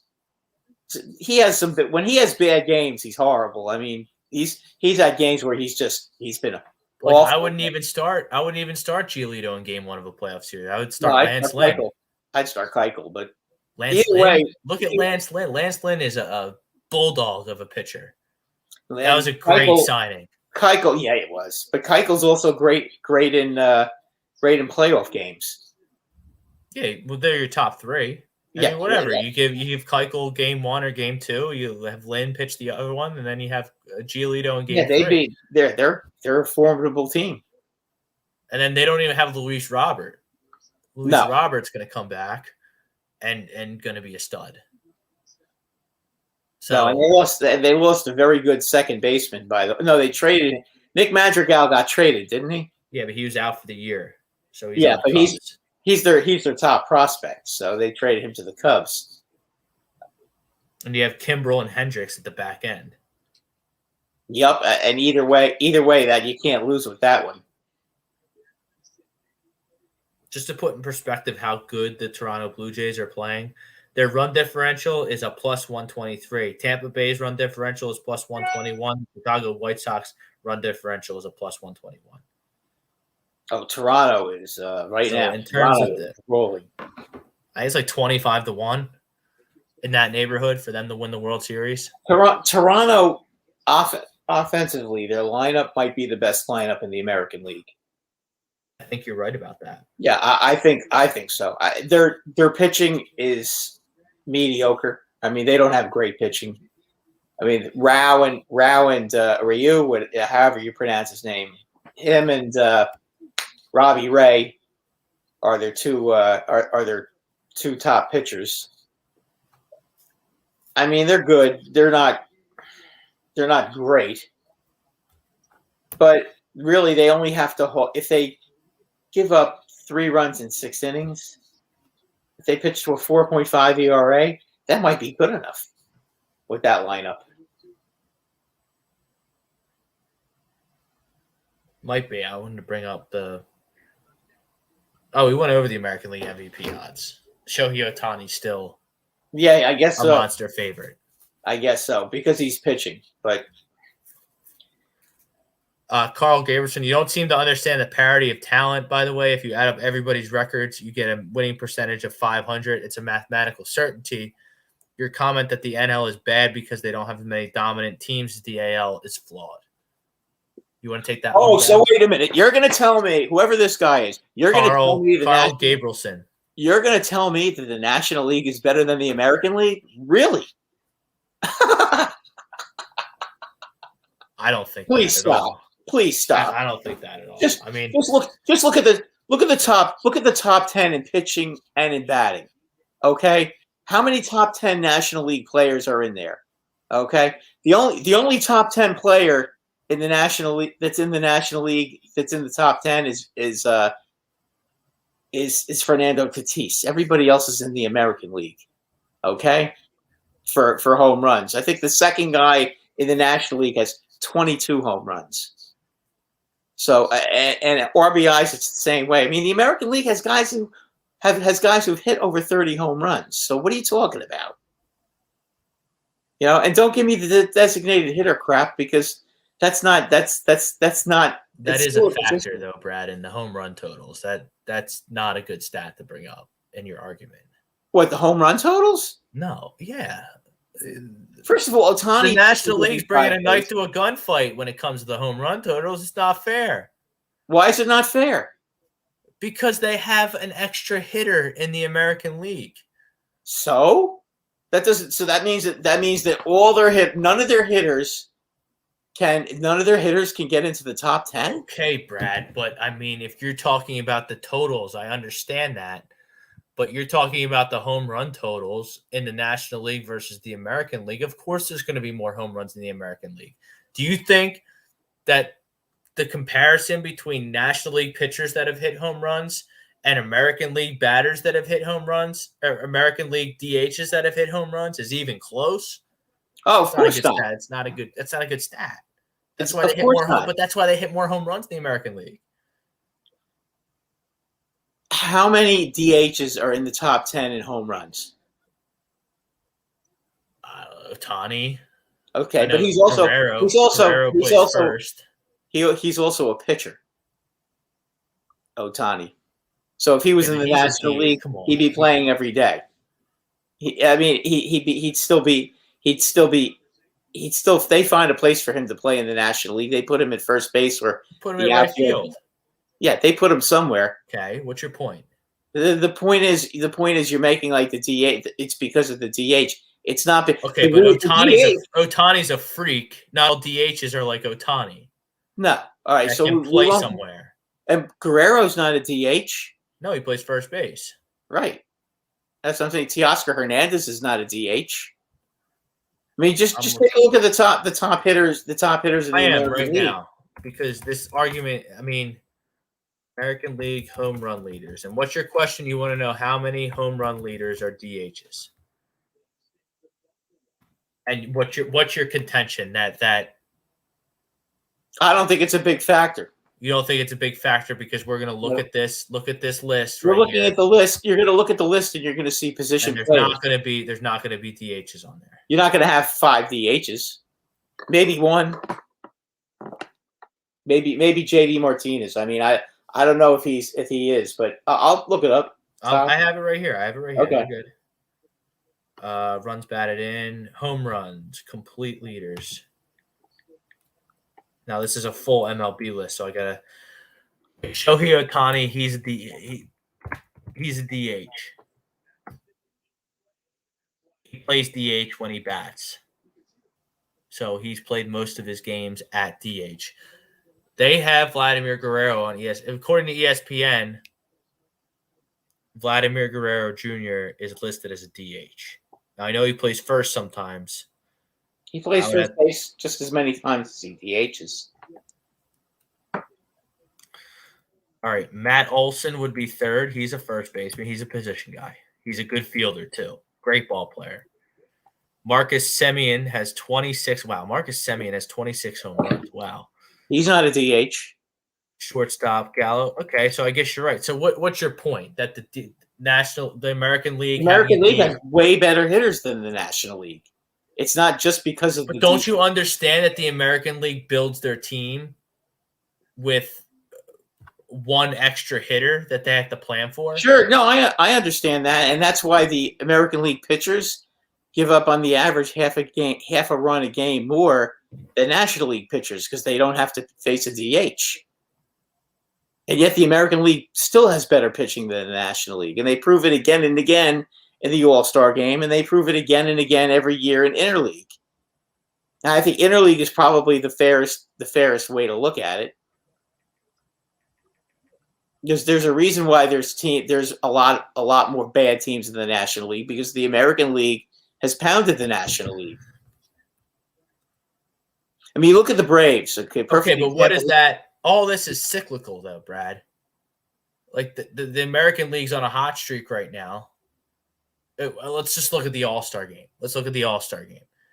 Like the National League won how many All-Star games in a row at one point? Yeah, but since 1993, the American League has won like 25 out of 27. Yeah, they've won like 9 in a row. And like it went nationally, but the National League dominated for like 50 years, though, Brad. The 60s and the 70s, the National League dominated, and then that all ended in the 80s and 90s. It evened out, and then in the 90s, the American League had taken over, and it's been the American League pretty much dominating since then. This American League is just a lot deeper. They got more real good teams. So the AL's won 1, 2, 3, 4, 5, 6. National League won 2. So since 2000, it's been American League. But I mean, like the National League won. I mean, it was like in the 60s and 70s. I think the American League has won 3 or 4 more games now. Like, okay, but look, and then who's the best team in the league in all of baseball right now? We'll find that out at the end of the season. Yeah, right. You don't want to answer the question because it's the Dodgers, and they're the National League teams because it's detrimental to your argument. Well, the Dodgers also spend $290 million, so they should be very. They're within the rules of. Oh, they're within the rules. I'm just saying they spend a lot more money than everybody else does as well. I'm not complaining about it because the Yankees. You can't complain about payrolls when you have a team that has $210 million payroll. I'm just stating facts, though. What's your I don't count? know. I don't know with the National League if they have more small market teams. I don't know. I honestly don't know the whole deal. You know, if they have more small market teams than the American League does, I don't know. Well, let's look at it. Because, like, I agree with you that the American League has better teams in it, especially over the last couple of years. But, I mean, wouldn't that indicate that the World Series would be one-sided as well, which it hasn't been? Not necessarily, because there can always be one dominant team in each league. I mean, that can always happen.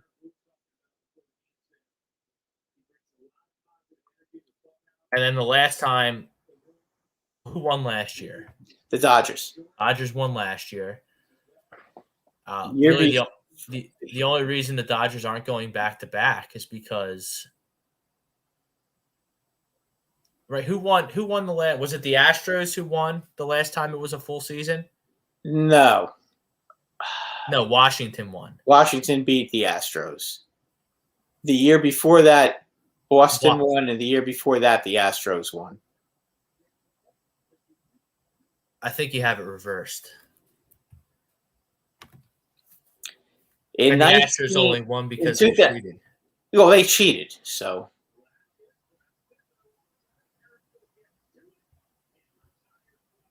Let me look at this.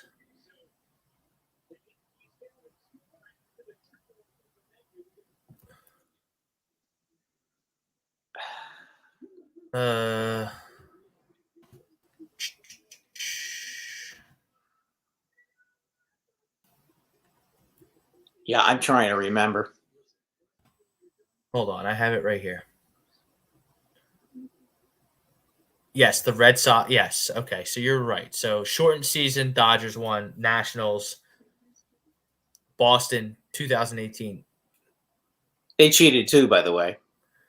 And then 2017, the Astros won. So that's 2-2. Cubs broke the curse in 2016. Royals, Giants. So the World Series has been pretty split. Cardinals, Giants, Yankees beat the Phillies. Phillies beat the Rays. So the World Series is pretty tight in terms of the disparity. Now, if you look at the standings this year, the National League East brings down the whole class average a full letter grade because it stinks. And the National League Central isn't any great shakes either. No, other than Milwaukee, other than Milwaukee and Cincinnati, the other three teams are bad. I mean, the Cubs basically started punting last year, and then they finished punting this year.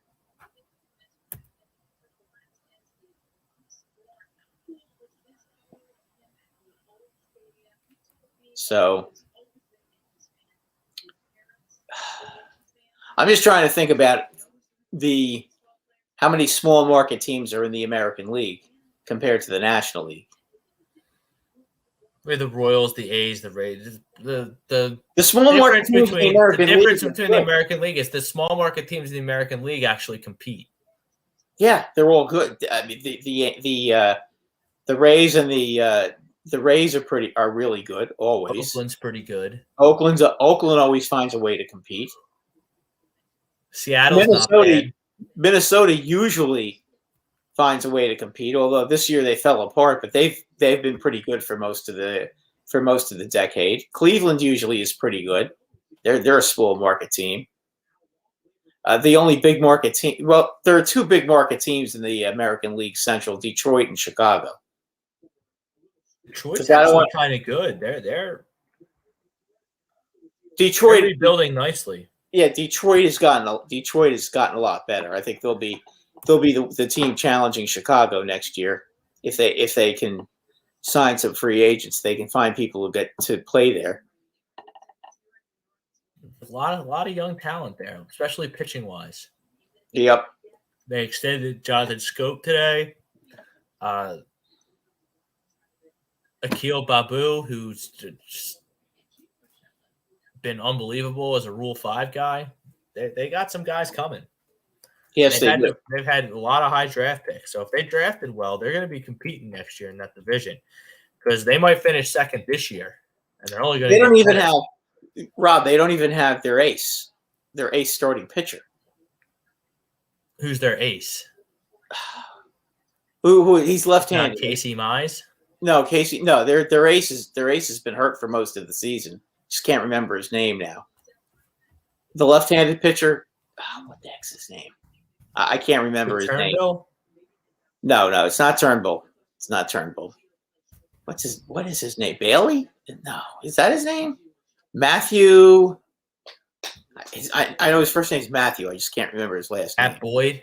Boyd, yeah. I don't know if he's pretty good.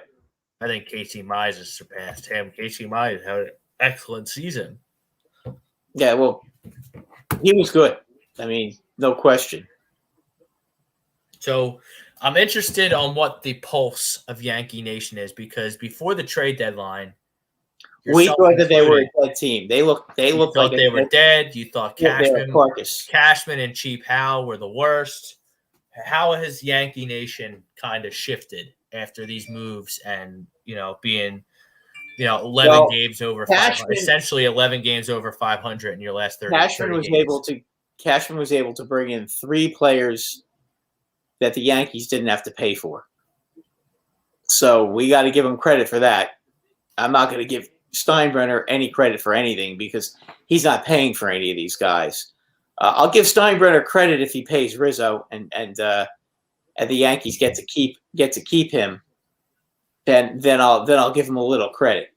But if Rizzo walks because he doesn't get paid, I'd have a problem with that. If Rizzo doesn't want to stay, if he wants to go back to Chicago, I get that. I wouldn't be that upset about that. Go back to what?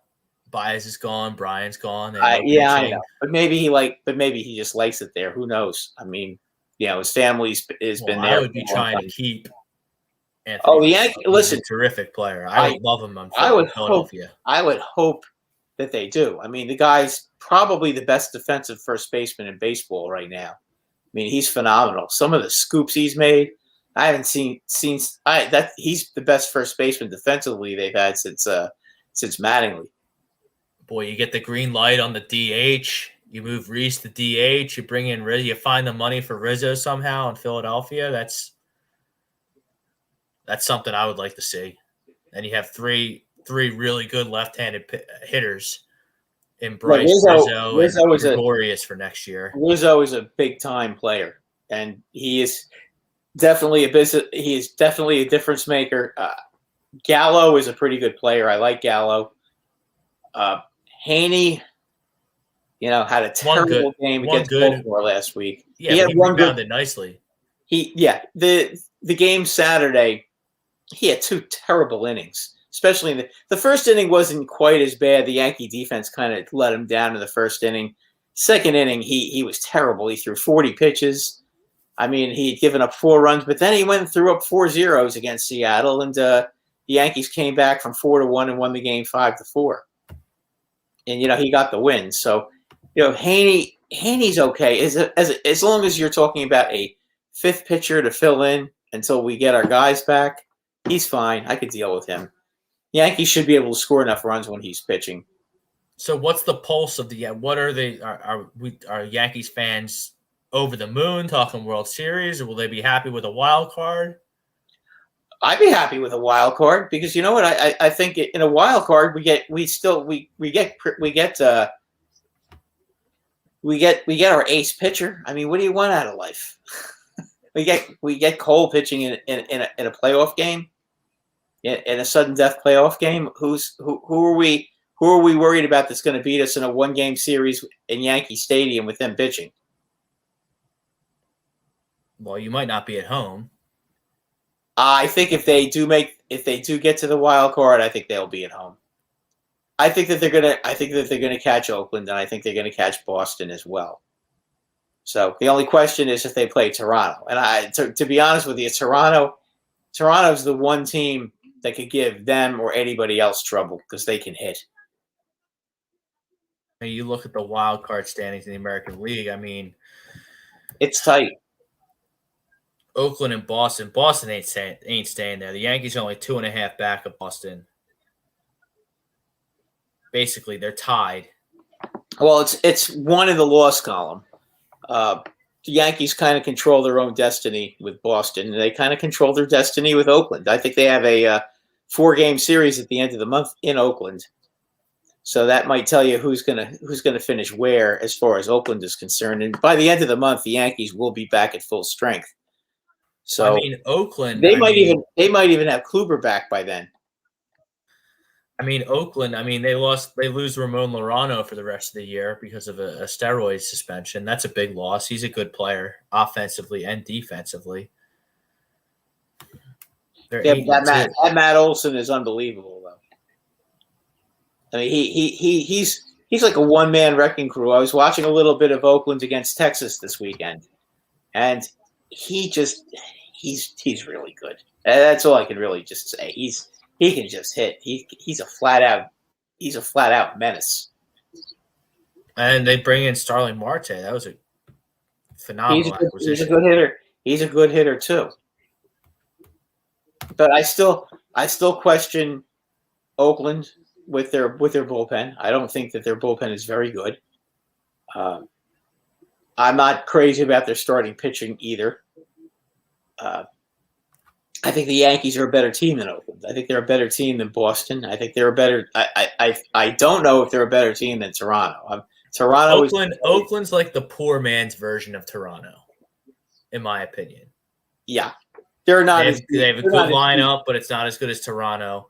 And the pitching's kind of a wash because they don't really have an ace, either one. They just have like a bunch of guys that are pretty good, a bunch of 2s and 3s.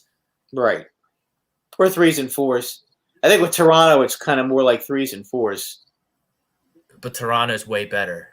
Toronto's a better hitting offensively. Team. Oh, yeah. Oh. And I think Toronto has a better bullpen with the moves that they made at the deadline and what they already had in-house. If they're healthy. Romano's pretty good. Brad Hand's pretty good. Brad Hand's had a bad year, though.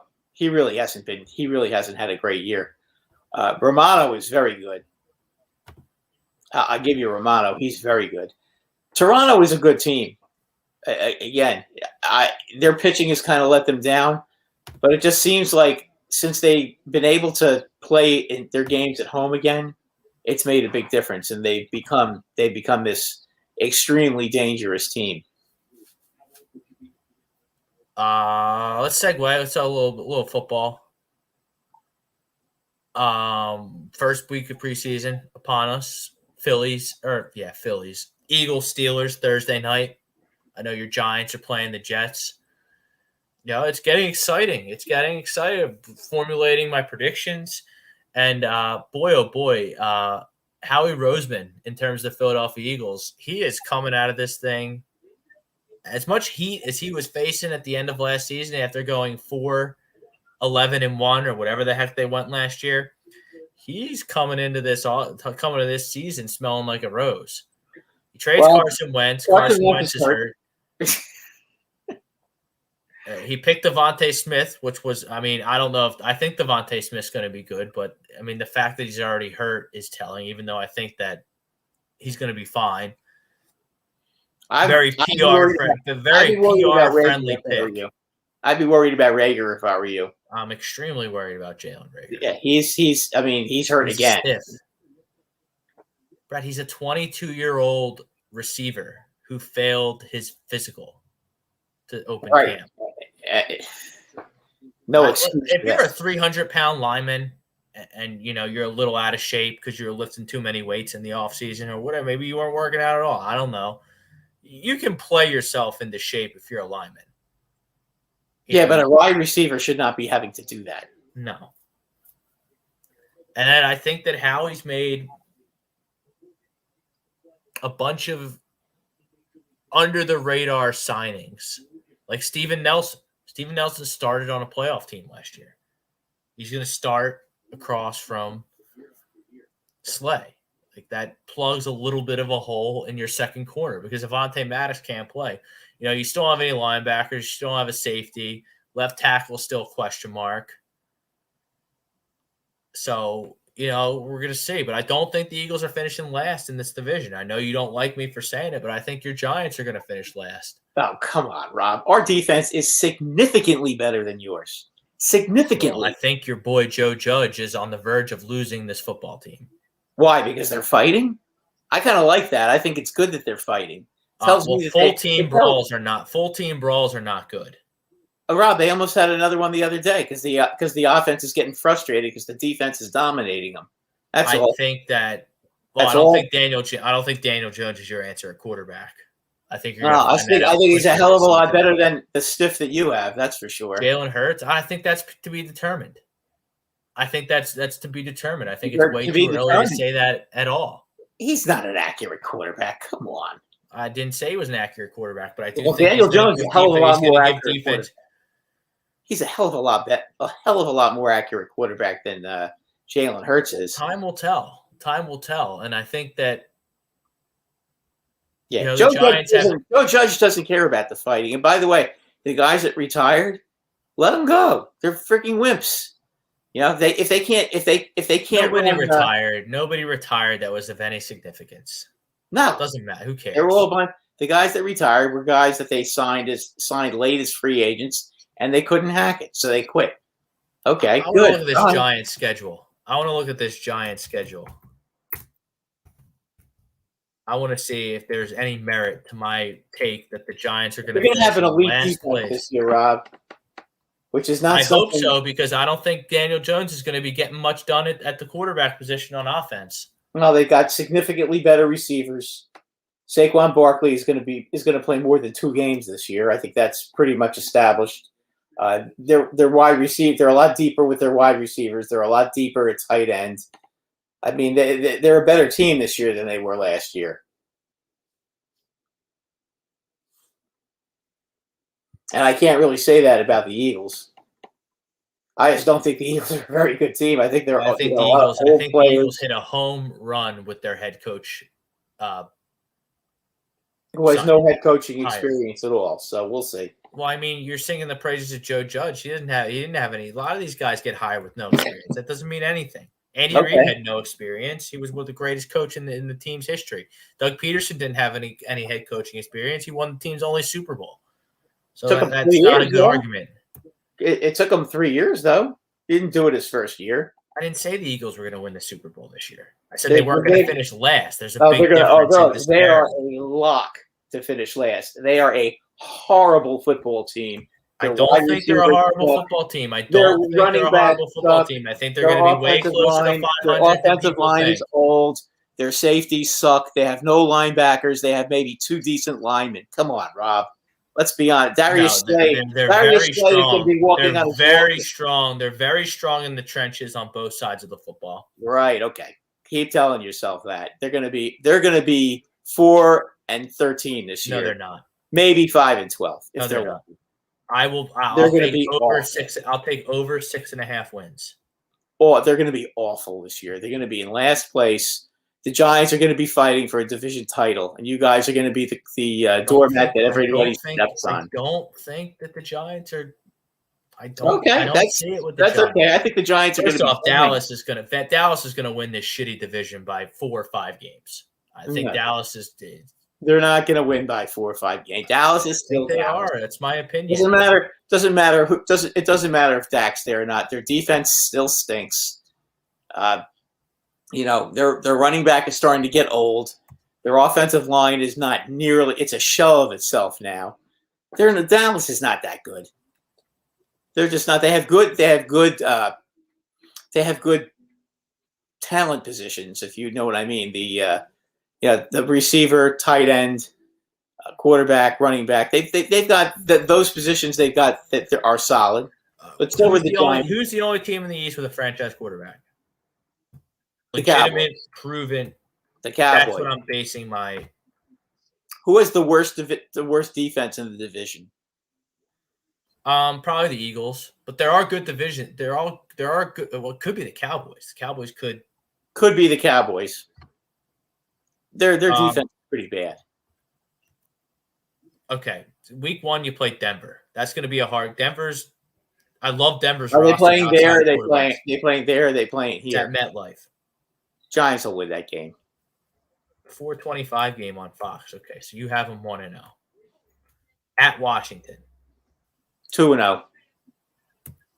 They Against always the- beat Washington. Against Atlanta. Where? Home. 3-0. At New Orleans. 3-1. At Dallas. 3-2. Rams at MetLife. 3-3. Okay. I mean, it's fair. You're being fair. Carolina at home. 4-3. At Kansas City. 4-4. That game's a Monday nighter, by the way. I don't care what night it is. They're losing that game. Yeah, it's a Monday nighter in Doesn't Arrowhead. matter. It's a Monday nighter in Arrowhead. Yeah, great. Just so they can get slaughtered in front of everybody. Vegas at home. The Raiders. Yeah, they'll beat the Raiders. What's that? 5-4. 5-4. At Tampa. 5-5. Philadelphia at home. 6-5. At Miami. 7-5. At Los Angeles Chargers. 8-5. Really? At Chargers, a win. I don't think the Chargers are that good. Interesting. I've cooled on the Chargers, but I still think Justin Herbert's a stud. He is, but I don't like the rest of the team. Dallas at home. They're going to win that game too. What was it? 9-5 now? Yeah, so you have them 4 straight. Philly, Miami. They're not winning 4 straight in the middle of that schedule, especially at going out west to Los Angeles for a game. Nah, they'll win. All right, let's say 8-6. At Philadelphia. 9-6. At Chicago. 10-6. Washington at home. Nah, there's no way they're going 11-6. I'm gonna say 10-7. So what? We'll give you a split. So you got to either give them a loss at Philadelphia or at Chicago. Well, I'm gonna give them an extra loss just because they're the Giants, and say 10-7. Okay, so that's 10-7. I want to look at Dallas' schedule now.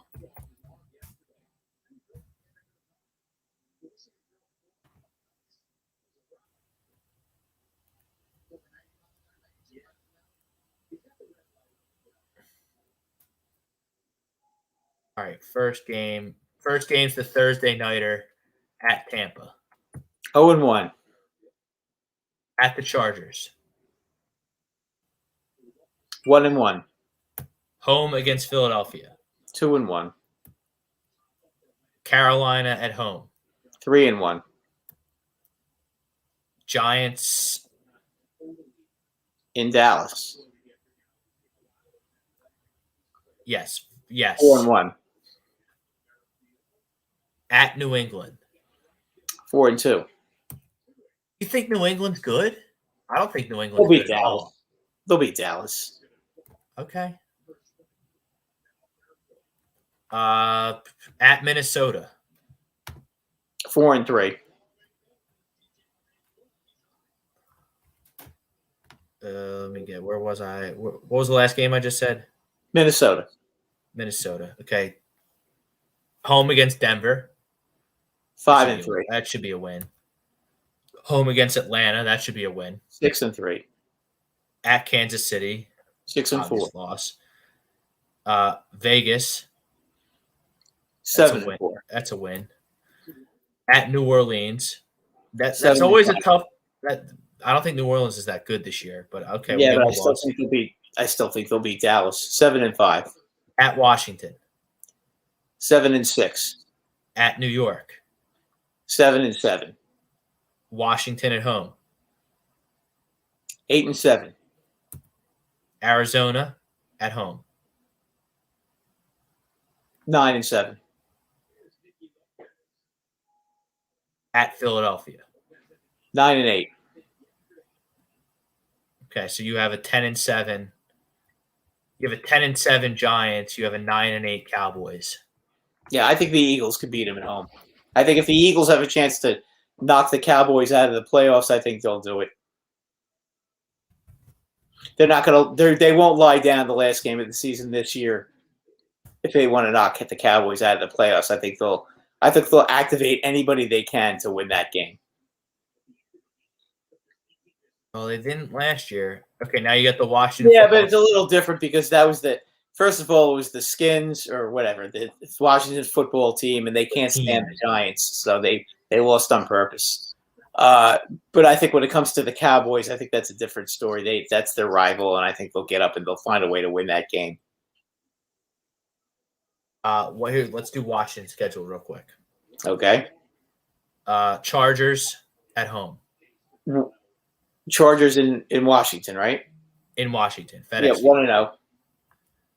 Giants at FedEx Field. 1-1. At Buffalo. 1-2. At Atlanta. 1-3. Home against the Saints. 2-3. I'm going to give them the split with those two teams. Chiefs and That's Washington. Oh, I don't care if they play the Chiefs on Mars. I'm just reading it, saying if they're home or away. Look at 2-4. So you have Chargers. Is it 2-4? Because you had a win week 1, you had a loss 1-2, 2-3, 2-4. So you're 2-4. At Green Bay. 2-5. Denver. Where? On the road. That's a loss. This is a hard schedule.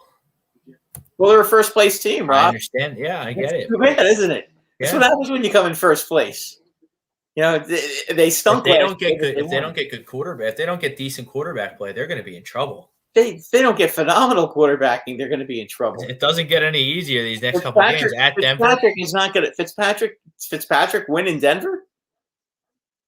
Denver's a really good team at home. Denver has a really good roster. They just don't have a quarterback. They've always been good at home. They always stink on the road. Tampa Bay. That's a loss.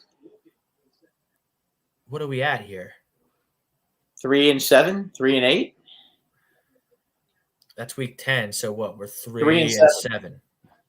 At Carolina. 4-7. That's a sleeper team right there, Carolina. I think they're going to be a good team. Carolina's not going to be good this year. I think they're a year away still. Seattle. Oh, that's a loss too. That's what, 4-9. Yep. At Vegas. You know what? I'll give them the win at Vegas. Vegas still has no defense. 5-9. Yeah, Washington has a good defense. Dallas at home. They'll win that game. So 6-9. At Philadelphia. I'll give them a win. 7-9. At Dallas. I don't think they're going to sweep the Cowboys again like last year. So let's say 7-10. They can go 7-10 easily. And then their last 1, 2, 3, 4, 5 games are against the division. Week 14 through 18 is Dallas at Philadelphia, at Dallas, Philadelphia, Giants. So if they can get their shit together through this hard stretch, I mean, Kansas City, Green Bay, Denver, Tampa Bay. You can even start it a week before that, weeks 5 through 10. You're going New Orleans, Kansas City, at Green Bay, at Denver, Tampa Bay. That's going to be tough. And then Carolina, which I don't think is a pushover this year, and then Seattle. So it sounds like it doesn't look like. I think it's going to be between the Giants. I think it's going to be between the Giants and the Cowboys. No, I want to see. We're going to do the Eagles. I haven't done the Eagles schedule since it came out. Okay. And I came up with 5 what is it, 5-12, I guess, these days. And this will be the last thing we do before we get out of here. Flight Zone coming up at 9:30. So they'll be talking some Phillies as well. It's an exciting time to be a Philly. We haven't had much here in Philadelphia. We have the Sixers who stink, and I hate them. We have the Eagles who stink, and Howie's been in the doghouse for years. But luckily, he finally got rid of Wentz. Oh, Brad, I'd be having a conniption. If Carson Wentz was our quarterback and they stuck with him and he had his foot injury here, I'd have a conniption. Yeah, listen, they did the right thing getting rid of him. They're going to have a bad year this year because they had to eat that cap space. But you know what? Next year will be. No, I'm gonna do your. We'll do yours and then I'll do mine. Okay, so week 1's at Atlanta. That's a loss. Ugh. San Francisco at home. That's a loss. At Dallas. That's a loss. Well, you gave Dallas. Okay, whatever. Kansas City. Oh, that's a loss. At Carolina. That's a win. So you're 1-4. Tampa Bay. 1-5. At Vegas. 2-5. At Detroit. 3-5. Chargers at home.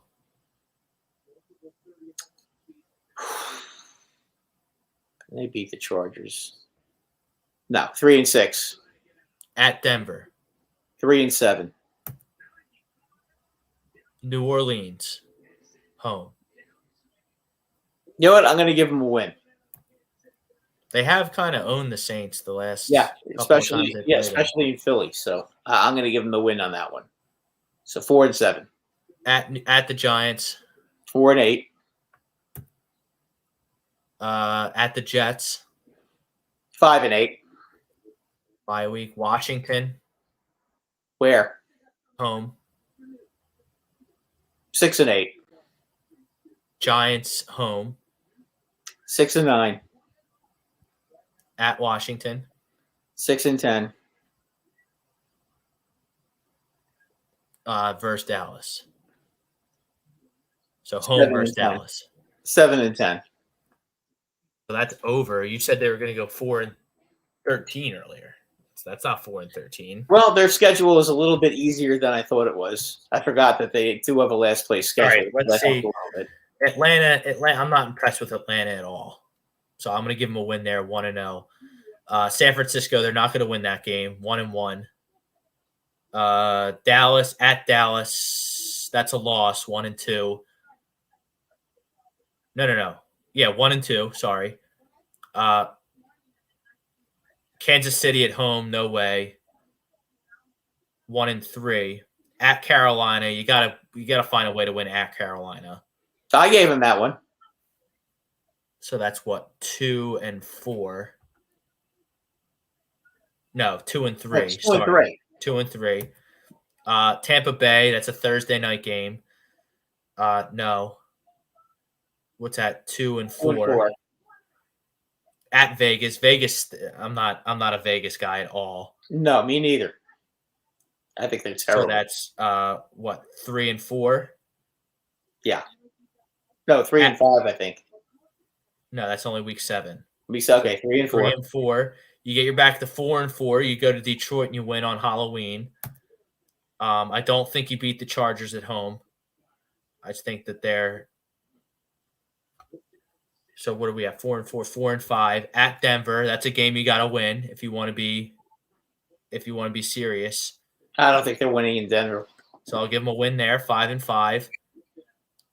Whatever. We'll give them a loss. That's a tough place to win. That's a tough place to play. That's fine. That's fair. We'll give them a loss there, but then I'm going to have him. I'll be like you, and I'll give them the Saints game at home. So we'll have a little split there. What's that? 5-6. Yes. At the Giants, I'm going to give them a win there. Giants aren't sweeping us. Plus, I think they're going to be. They should have swept them last year, and they're significantly better this year. The Jets they'll beat. So that's 5-6 plus 2. So now they're 7-6. Now they're over 500. I got them going into the bye. Washington, they play Washington twice. We'll give them a split there. So that's 8-7. Yeah, so I got them 8-9. I got them 8-9. Who are their last 2 games against? The Giants at home and Dallas. I think they get swept by Dallas. I think they sweep New York, and I think they split with Washington. You think they're going to sweep the Giants? Yes, I am not. That's very unrealistic. I'm not in on the Giants. I'm not in on the Giants. I'm not in on the Giants. Yeah, too bad for you though. I don't like the Giants this year. I'm not buying them. Yeah, they're still not bad. They're still better than the Eagles though. Yeah. Guys got nobody on your offense. Your skill positions are awful. Well, the only thing I'm going to say about that is I think Nick Sirianni is going to do well as a head coach. First-year head coaches under the Jeffrey Lurie ownership have been very successful in their first year. I think Nick Sirianni is a better football X&O coach than Doug Peterson. I think he runs laps around him in terms of football IQ. Players, coaches just don't last long in this league. I mean, you can look at Bill Belichick, look at Joe Gibbs, look at all these successful coaches that win Super Bowls and stick around forever. Look at our buddy in New Orleans. Sean Payton, he's the biggest douchebag around, but he's an X&O genius. I would say that the only exception I would say is Andy Reid, whose players seem to love him, and he's got a good, X&O football acumen. So yeah, but Andy Reid is a Hall of Fame head coach. Yeah, but he's probably the best example of a guy who's a player's coach and has that's true. A football IQ that's through the roof. I think Nick Sirianni is going to utilize the 12 personnel with 2 tight ends better than Doug Peterson, because your 2 best pass catchers right now are Zach Ertz and Dallas Goedert. You got to use them you got to use them both at the same time. Doug could never figure that out. If you go, I've been very critical of Miles Sanders in the past, but if you go back and look at Miles Sanders' games where he gets 20 plus touches and the coaching staff calls running plays and they actually feed him the rock, he gets 120, 130, 140 yards. I think it was 4 games last year. He got over 20 carries. He had over 120 yards in all of them. Nick Sirianni is going to run the ball. There's just one I expect a big year from Miles Sanders. You can't run the ball if you're behind all the time. And I think they're going to be behind. Yeah, I think the defensive line is still really good. Yeah, but their secondary is awful. Their linebackers are terrible. The linebackers are terrible. But I mean, Brad, you signed a starter from a playoff team in Nelson to play with Slay and off the scrap heap, and you get a safety like Anthony Harris, from Minnesota, who's a competent football player, and we'll see if Rodney McLeod or Kevion Wallace, someone's got to step up on the other. A lot of guys you're going to have to get a lot of your younger players to step up, because I think a lot of the old ones are definitely falling on the downside at this point. We'll see, but Nick Sirianni is ahead of the curve. He's running short, high-paced practices to ensure the longevity. You can't really go by that right now. You got to go by how they look, how they start looking in preseason. When the starters are in there. We'll find out Thursday. Yeah, when the starters are in there. I mean, you can't really go by what the score is at the end of the game, because after the first quarter, you're going to get all the garbage out there. The guys that aren't even going to make the team playing. Guys that probably aren't going to even be in the NFL playing by the third and fourth quarter, especially the first preseason. There's 3 preseason games, right? 3. So probably game 2 is probably going to be the game that they start everybody, right? Right. Because game 3, they're not going to want to get anybody hurt. It'll be exciting. Football's coming. Football is coming. Yeah, I like less preseason games. Preseason is I don't think these guys are in camp for what, 2 months? July and the end of July. They have a mini camp in May, and they're in all month, and then they start preseason games. So I mean they're basically practicing for 2 months. They don't need to have all those preseason games. It used to be 6 back in the day. We got to get out of here. Flight Zone coming up about 10 minutes. Thank you to Frank Vesby for producing the show. Thank you to everyone who liked, subscribed, shared the show. Remember to turn those notifications on. Don't miss anything here at A2D Radio. He's Brad Ryer. I'm Rob Brinkman. Until next Monday, peace out, everybody.